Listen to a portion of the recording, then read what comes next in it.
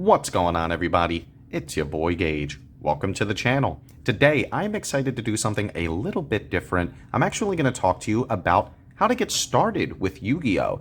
Yu-Gi-Oh! Is a complicated and can be a pricey game to play. However, I think that this video will be a great resource for those who are just getting started to be able to watch this video and consider getting the products that I will mention in this video so that you can get started in your Yu-Gi-Oh! Journey. I do think that the Spirit Charmer structure deck is a great place to start, and I'll be talking about some other products that you should consider as well. So without further ado, I'm just going to go into it. I'll talk about the structure deck in just a moment, but I did want to talk about the sleeves, because of course buying sleeves is going to be very important to be able to make sure that you protect your cards and so that you can play them at a locals if you are interested. So what I recommend is actually getting Titan Shield.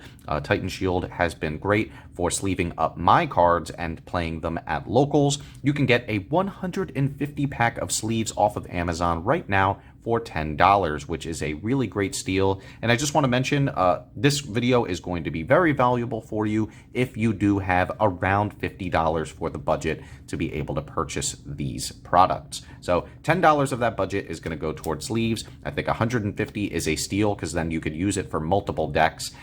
Dragon Shield is also another great option, but you're getting higher quality, but you're getting a less amount of sleeves if you do choose to go with the Dragon Shield brand. But of course, they are amazing as well. So Titan Shield sleeves, great if you're just starting out. And then, of course, you're going to need a deck box to be able to protect your cards. I do recommend getting the 5-pack of the Ultra Pro deck boxes. You can also get that off of Amazon for $10, which is honestly a steal because, yeah, you could just buy one for, I believe, like $3 or $4, but I assume if you're going to end up getting into Yu-Gi-Oh!, you might as well get the 5 for 10 because now you'll have extra deck boxes to use in the future. So now that that's out of the way, what I'm going to do is I'm going to actually open just one of the decks. I do recommend that for the rest of the budget, you get 3 copies of the Spirit Charmer structure deck. The reason that you get 3 copies of the structure is because most of the structure decks nowadays only come with 1 copy of the card that you really need. And as you know, in Yu-Gi-Oh! You're allowed to play up to 3 copies of a card. So you want to make sure that you max out on the consistency, right? So getting 3 of the structure decks means that you will have a playset of every card that you will need to be able to start playing Yu-Gi-Oh! So I managed to get these 3 off of Amazon for a bundle for $30, which honestly I think is a steal. So if you do have the ability to get it at that price, I highly recommend you do so. It's a great place to start. So without further ado, I'm just going to go ahead and start opening this. So I do think that this is a great product for beginners. It's pretty slept on because obviously you've got the waifus, right? So it is a waifu archetype. It's got great artwork. I am a fan of the Charmers. It's not the most competitive deck out there, but this particular product is actually pretty cool because, of course, if you're just starting out, it gives you a mat that you can use to play on. And wow, that's actually a pretty decent artwork. So of course, if you're starting out, your structure deck is going to give you a mat that you can use, and eventually you can upgrade the paper mat to something like a rubber mat that you see here. But for now, you are able to use this to play. And what is also great about this product is the fact that it comes with a token. This token is going to be different for every structure deck that you open. So I think that RNG element is actually really cool in that every single structure that you open could potentially give you a different token. And I don't think that structure decks have done something like that. And I do think they should consider doing it in the future. But enough gushing about that. I'm going to go ahead and try to open this up as fast as possible so that I could show the card by card. And then after I go over all of the cards is when I will then open all of those. You don't have to see me open all of them. I'm going to just skip to the end where I will have a full deck profile ready for you to view. So I'm just going to go ahead and actually grab some scissors and open this behind the scenes. We'll be right back. Alright guys, so through the power of editing, I skipped all of the me struggling to open up that plastic packaging. So like I mentioned, it comes with a token card in every single structure, so that's pretty cool. I'm going to put that off to the side, and now we're just going to go into the actual opening. So, Familiar Possessed Osa. This is going to be... what I love about this deck is that it has a decent strategy in it. It's not super competitive, but the reprints are something that is really good for beginners to start off with. And just look at the artwork. I mean, the artwork on these cards is absolutely phenomenal. All right, you got your Awakening of the Possessed, Greater Inari Fire. And then there it is, the Grand Spiritual Art Ichirin. This is actually really good because it's a field spell, so obviously it's searchable off terraforming, but you can negate your opponent's first monster effect that resolves each turn while you control a spellcaster monster with 1500 defense. So a lot of your monsters are going to meet those requirements. So essentially you have a negate in your field spell, so that is really awesome. And then during the main phase, you can reveal a spellcaster monster from your hand, and if you do, you can add a monster with the same attribute, but with the stats from the deck to your hand, and if you do, shuffle the revealed card into the deck. So essentially you're swapping a card in your hand with one from the deck. So this is actually a really great field spell, so I love that they included that in here. And then Spirit Charmers is actually a very powerful card as well. It's a quick play spell that says discard one card, take two cards from your deck with different names from each other that are Charmer monsters, and essentially you get to add one of them to your hand. So that is really, really good. It boosts the consistency of the deck. So of course that's something that we're definitely going to be maxing out on. And guys, look at that. It comes with one copy of Raigeki, which is still a really good card. Destroy all monsters your opponent controls. Unfortunately, this is only at one. If not, we'd definitely play 3 copies of this, but this is definitely going to make the deck for sure. It's a power card that... if you are just starting out and you don't have any cards, Raigeki is a fantastic addition to your collection.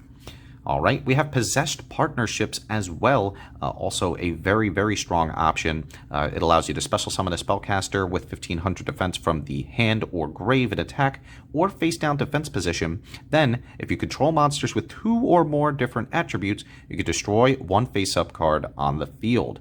You can banish this card from the grave, target one possessed continuous spell or trap card in your grave, and place it face up to your field. So it allows you to recur some of those cards that are really imperative to make the strategy work. So Possessed Partnerships is definitely going to make it into the deck as well.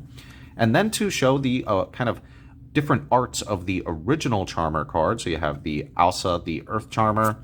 You've got Iria, the Water Charmer, Hida, the Fire Charmer, and Wind, the Wind Charmer. So this is pretty nostalgic. These were in the original Duel Monsters era, and essentially they are creating a deck that is kind of modernizing it to the kind of the modern day. So I really like that.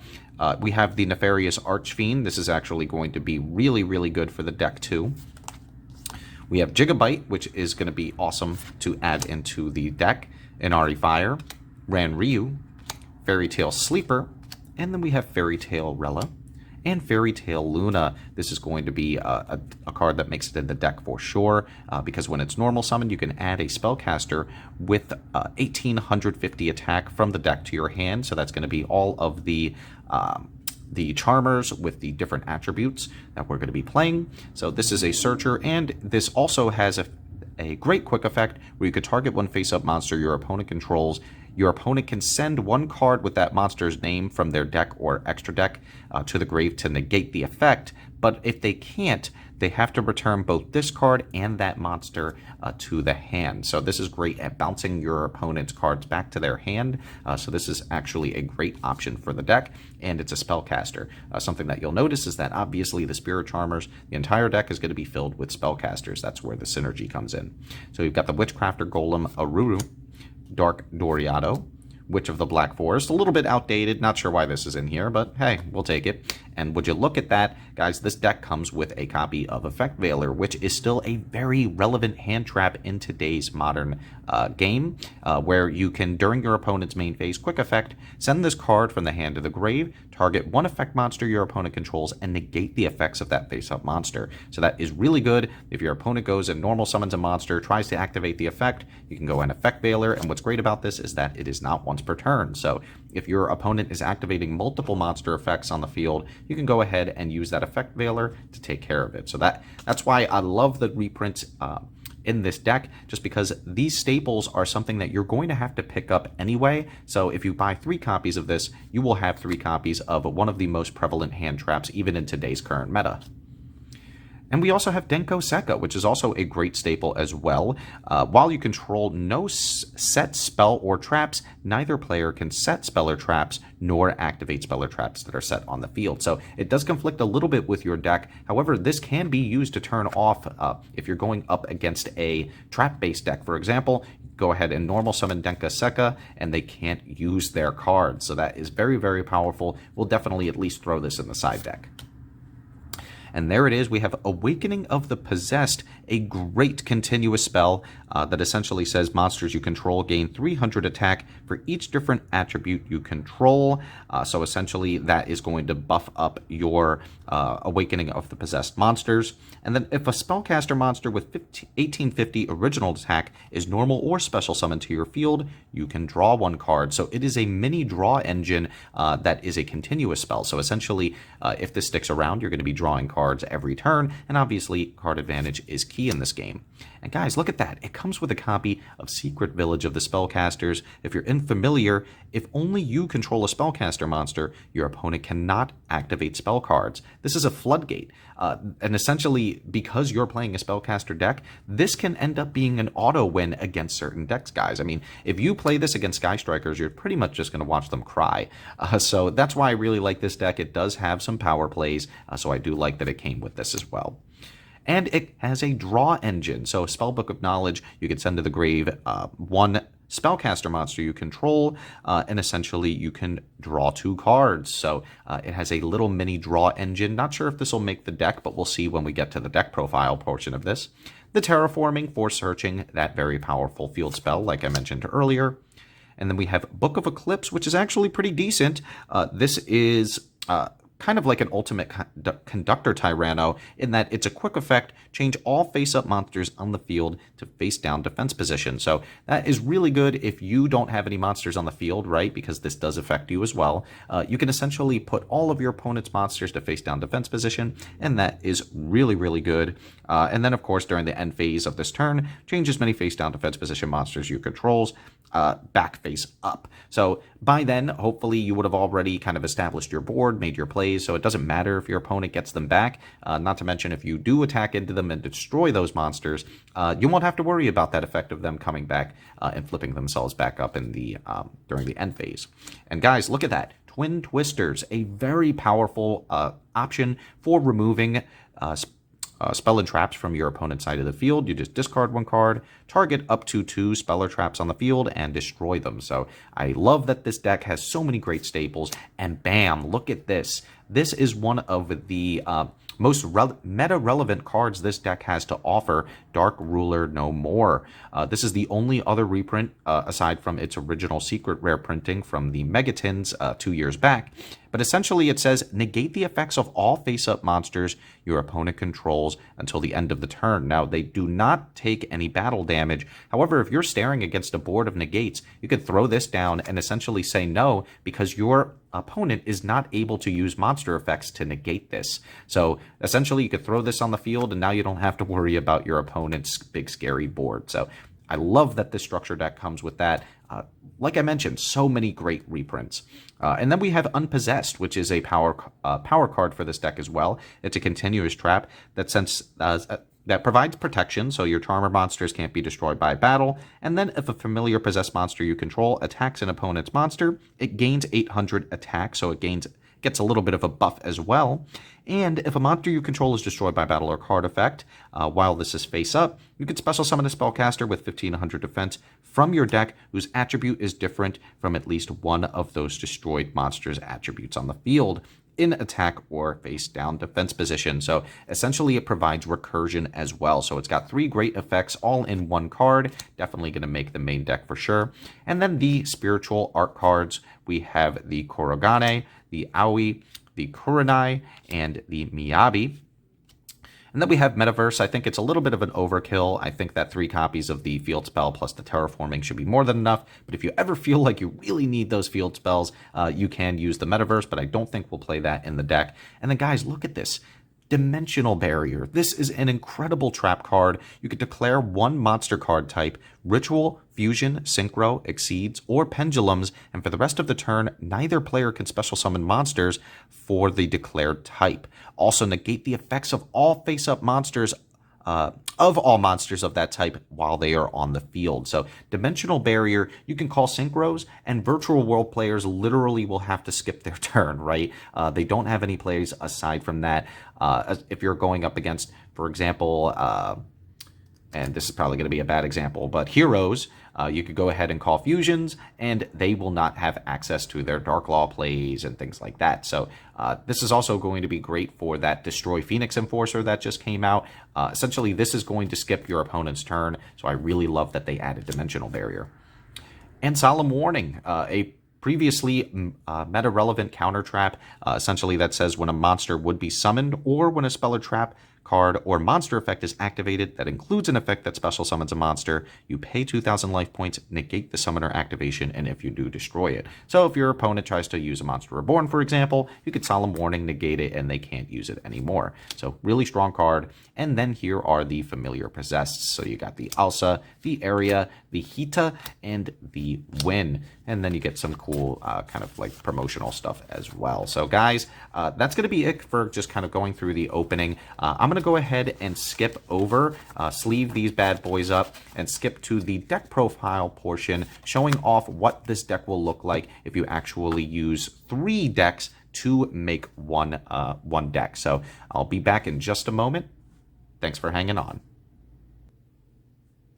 All right, everyone, thanks for sticking around. I'm going to go ahead and breeze through the deck profile, but before I do, I did just want to give a caveat that with these structure decks, you are not necessarily guaranteed all of the different familiar possessed. So thankfully, I was able to get 3 different types of the Hita, the Win, and the Ausa, but I did not get access to the water one. So depending on the structure decks that you have, your build may have to be adjusted slightly to accommodate for that. So essentially, and I'll talk a little bit about why that matters in the video, but you know, you're really just using these structure decks just to get started with your Yu-Gi-Oh journey. But that's what's great about this, is that once you have your decks, then you could decide where you would like to upgrade in certain areas.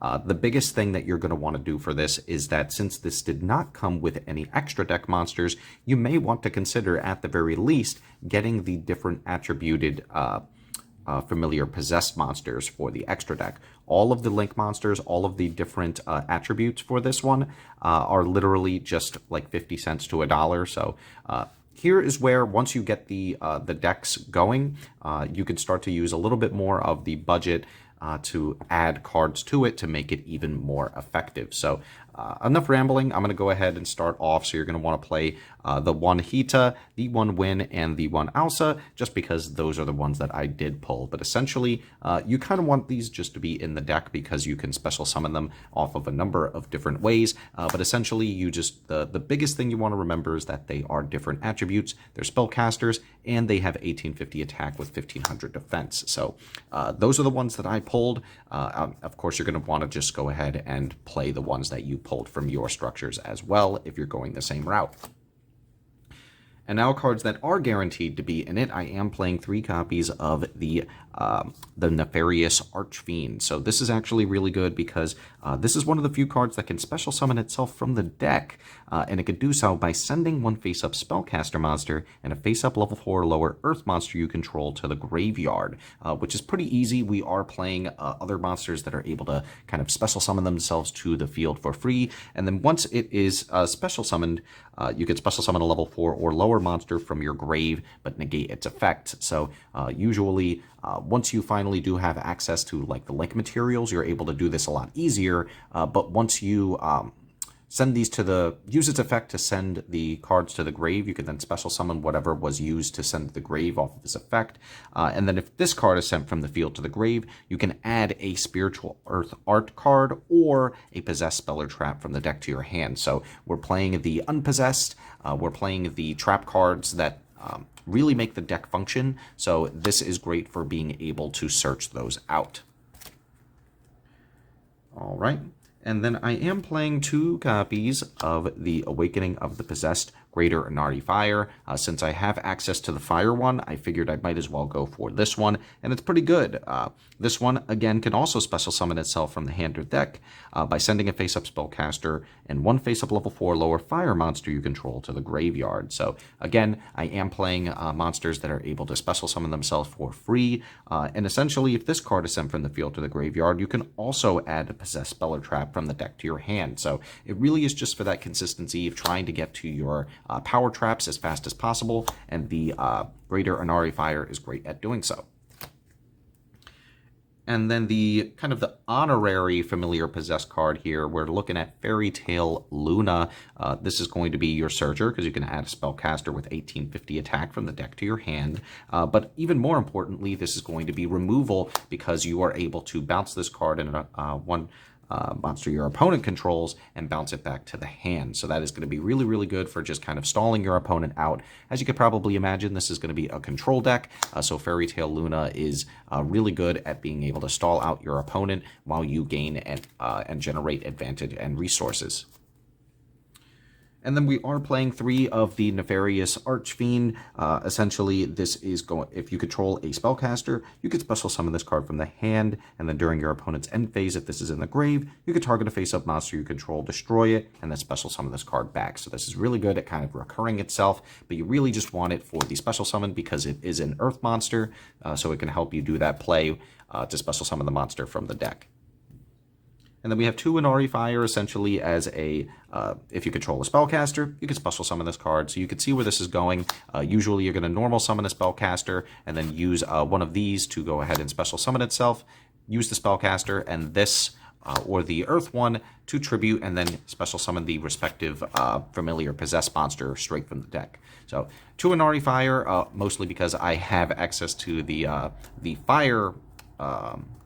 the Fire Spellcaster, so that's why I'm playing 2 of those. And then I actually really like Witchcrafter Golem Aruru, so essentially it punishes your opponent, because when your opponent activates a card or effect that targets a spellcaster you control, or targets it for an attack, you can quick effect target 1 card your opponent controls, or 1 Witchcrafter spell in your grave, not really relevant, but then special summon this card from your hand, and if you do, return that targeted card to the hand.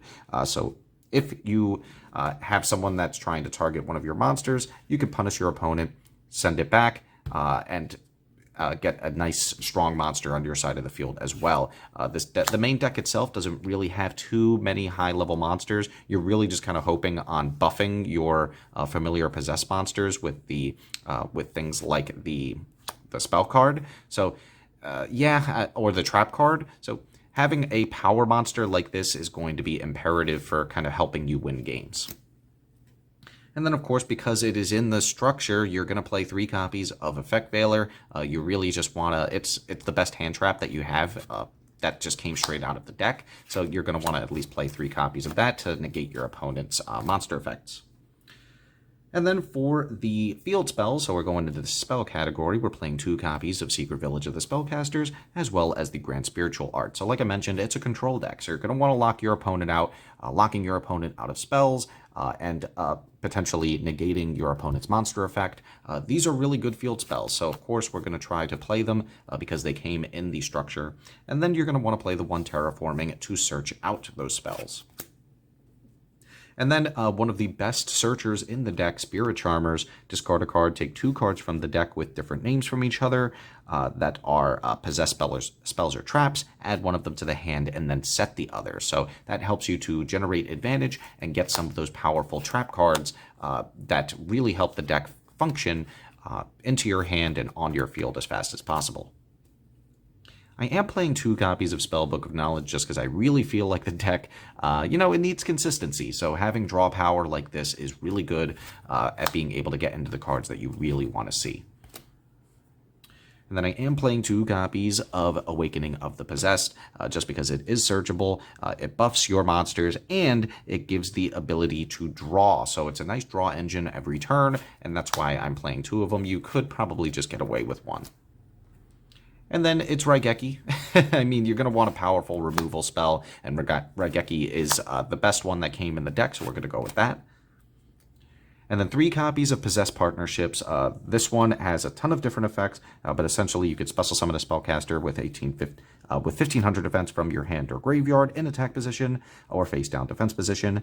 And then if you control monsters with 2 or more different attributes, you can destroy 1 face-up card on the field, and that does not target. So this is really great for removal. It's really great for special summoning monsters to your side of the field so that you could start to kind of spam your field with monsters.